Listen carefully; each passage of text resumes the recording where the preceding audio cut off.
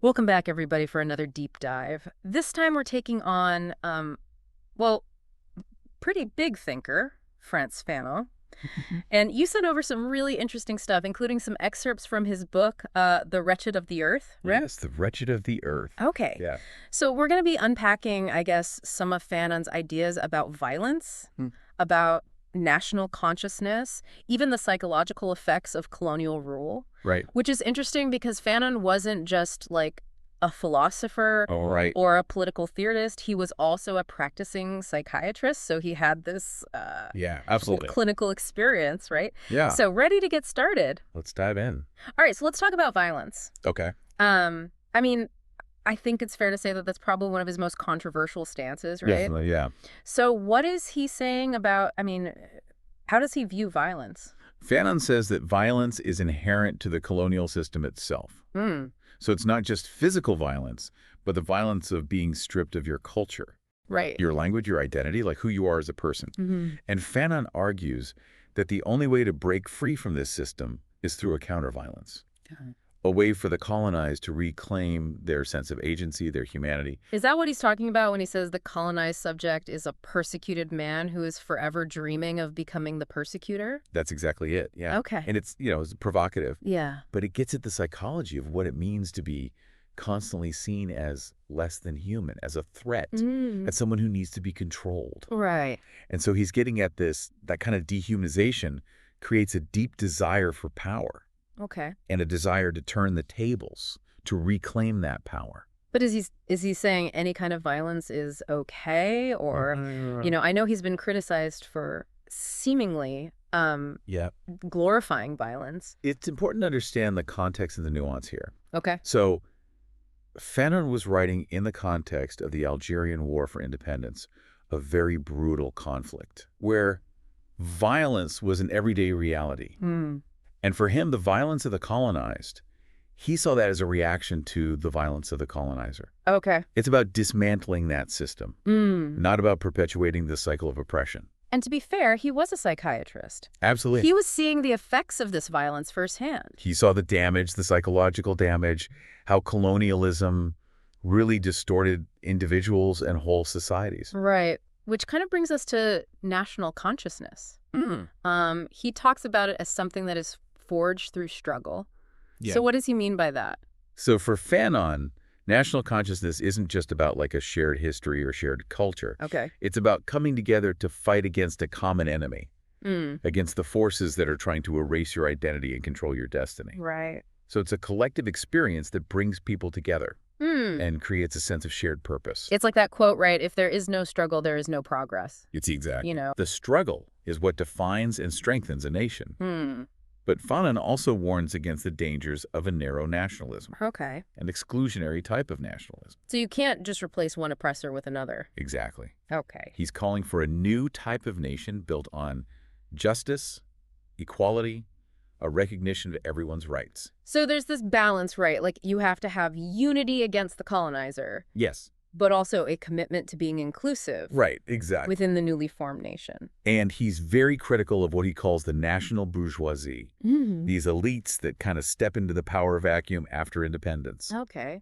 But they often end up replicating those same systems of exploitation that they claim to be fighting against. So it's almost like a betrayal Yeah, in a way. of the revolution, of the struggle. Right, and it ties back into his critique of European models of development. Okay. He doesn't think that newly independent nations should just copy the West. They need to forge their own paths based on their own cultures, their own values.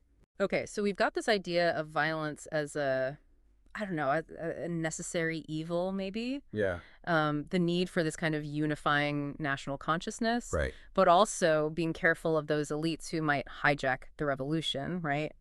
But then there's this other layer to Fanon's work, which is this psychological dimension. Yes, and this is where his background as a psychiatrist really comes in. Right. He saw firsthand how colonialism impacted people's mental health. He talks about this phenomenon he calls systemic contraction, Okay. where the constant stress and tension of living under colonial rule actually manifests physically, like muscle stiffness and pain. So it's like a physical manifestation of that trauma. Exactly. And he describes a whole range of other symptoms too, like anxiety, depression, even psychosomatic illnesses. And he argues that these are not just individual problems, they're a direct result of oppression. It makes me think about, you sent over that biography of Fanon, and there was that part where his wife, Josie, she's seeing the violence in Algiers years later, and she says to her friend, "Oh, Frantz, the wretched of the earth again." Yeah. It's like that trauma, that damage, it sticks It around. doesn't just go away. Right, it gets passed down. Absolutely. Fanon knew that true liberation requires more than just political independence. Right. It requires this healing, like on a personal level and a societal level. And I think that's where his concept of mental decolonization comes in, right? Exactly. It's not just about changing laws or systems. It's about changing mindsets. It's about unlearning all that internalized racism, that self-doubt that colonialism instills. It's about reclaiming your own history, your own sense of self-worth. Yeah, and that's hard. Yeah. Because those messages are everywhere. Right. It's a lifelong process. It's something we all need to be working on, whether we've experienced colonialism directly or not. Because those systems are still around. They're very much alive and well, even in the 21st century. And one of the ways they stay in power is through what Fanon calls the single story, right? Exactly. So what's he getting at there? So he's talking about how the colonizer creates a very simplified, usually dehumanizing narrative about the colonized, and it gets repeated over and over again until it becomes the only story people know. And those stories can be so insidious because they really shape how we see things. Right. Our biases. They shape our worldview. Right. I'm thinking about how the media portrays certain cultures or groups of people. It's like we're still stuck in these colonial frameworks. Right, exactly. Even though the empires have crumbled. And that's an important point. Fanon was writing about colonialism specifically. Right. But his ideas are much broader than that. We see single stories playing out all the time about race, gender, religion, anything that's used to divide people. Right. So Fanon is reminding us that we have to be constantly questioning those narratives. Yeah. We need to be looking for different perspectives, listening to the voices of people who have been silenced. He's calling for a much more nuanced, more complex understanding of the world. A world where we recognize everyone's humanity. Right. And I think that's a good place to pause for now. Okay. In the next part of our deep dive, we'll get into some specific case studies from the Wretched of the Earth that really illustrate Fanon's theories about those psychological effects. We'll also explore his critique of European intellectuals and his vision for this new humanism. Okay. So stay tuned. Sounds good. Picking up where we left off, Fanon's really interesting how he, uses his own experiences as a psychiatrist to analyze colonialism. Let's get into those case studies from the Wretched of the Earth. I mean, they're not easy to read. Right. But they really make you think about the damage Yeah. that colonialism inflicts, like psychologically. One that really stood out to me was the story of the Algerian soldier who had fought for France in World War II. Right. So he was, celebrated as a war hero. But then when he got home, he still faced the same racism. Right. Like nothing had changed. Exactly. Yeah. The same discrimination. It's like the system was meant to break him. Yeah. And Fanon argues that that was deliberate. Okay. A way to maintain control, keep the colonized divided. Makes sense. And then there were the women Fanon treated who were suffering from what we might now call psychosomatic illnesses. Right. Like paralysis or seizures, things that doctors couldn't explain physically. And he connected those symptoms directly to the stress and trauma.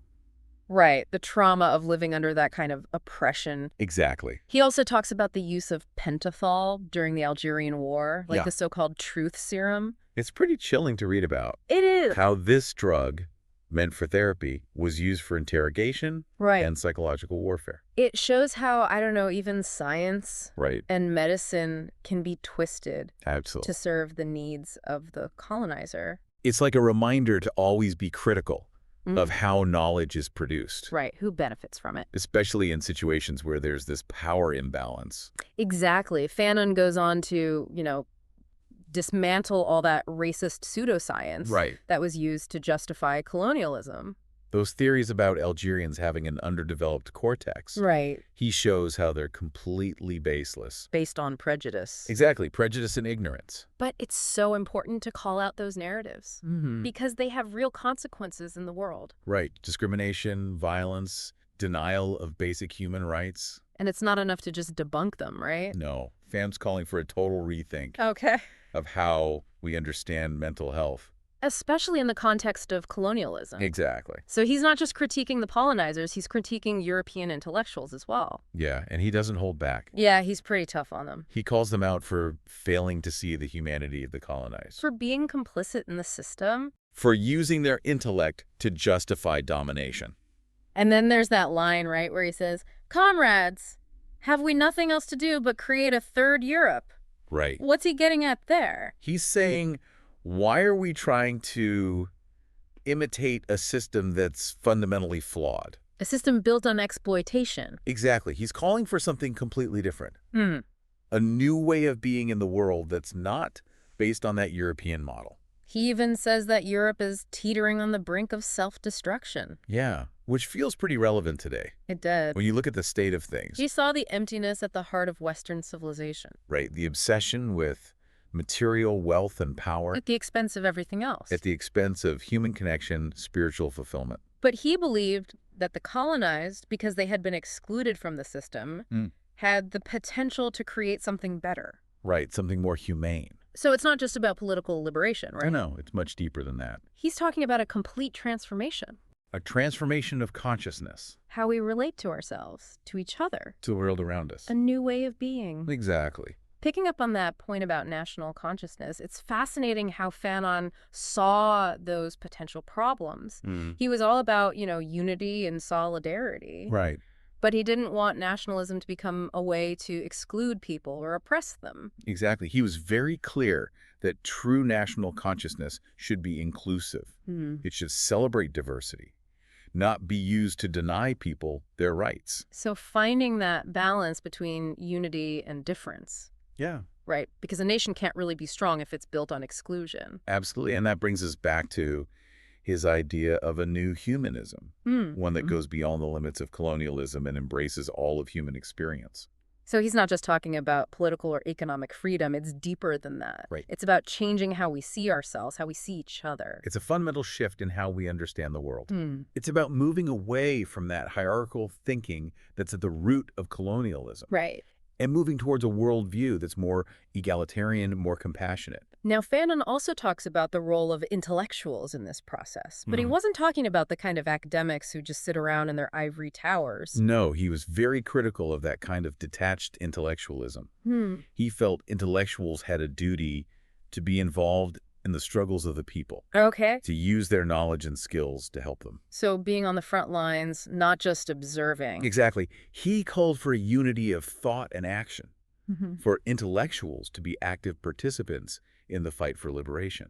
It makes me think about the role of artists and writers and musicians in social movements. Right. You can really challenge the dominant narratives and inspire people to think differently. And Fanon saw that power.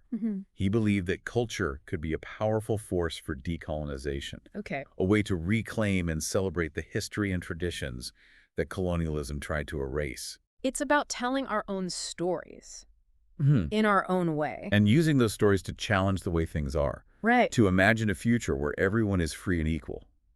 Now, when it came to violence, Fanon didn't avoid the tough questions. Yeah. He knew how brutal colonial oppression was and the anger and resentment it caused. He argued that in some cases, violence can be a necessary response to that oppression.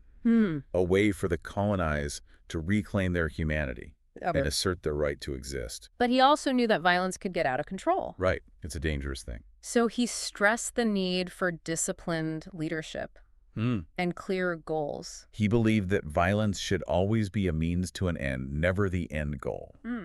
So Fanon really gives us a lot to think about. His work is complex, it's challenging. It is. But it's also really insightful. And relevant to today's world. He helps us understand the lasting impact of colonialism, Right. the effects of oppression, the fight for liberation. He challenges us to be part of that fight. To work towards a more just and fair world. He reminds us that true liberation isn't just about political freedom. It's about changing how we think, Hmm. reevaluating our values, and building a world where everyone is treated with dignity. Fanon's work is a call to action. It's a challenge to imagine a different future. And that message is still powerful, even today. It's been great to dive into his work with you. Thanks for joining us for this deep dive into the world of Frantz Fanon. Yeah, it's been fascinating. We hope you'll keep exploring his ideas Mm. and think about how they can help you understand the world and your role in making it a better place.